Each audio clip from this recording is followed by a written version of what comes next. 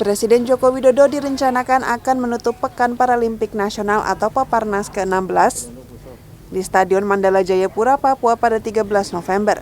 Untuk menjaga perhelatan tersebut, Kapolda Papua Inspektur Jenderal Polisi Matius Fakhiri menyebut akan disiagakan sebanyak 1.200 personil gabungan TNI dan Polri, dengan rincian 990 personil Polri dan 210 personil TNI.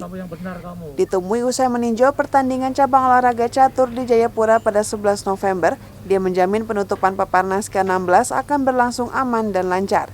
Karena itu, Fakhiri mengimbau masyarakat untuk menonton penutupan Peparnas ke-16. Dia menyebut Peparnas adalah tontonan yang menarik bagi masyarakat Papua, sehingga mengharapkan masyarakat juga ikut menjaga situasi bersahabat yang sudah terbangun sejak PON ke-20. Keamanan mulai dari PON dan mulai dengan pembukaan Peparnas kemarin ini kan sangat aman, nyaman, kondusif. Dan Pak Jokowi datang, tentunya ini juga tontonan menarik bagi masyarakat.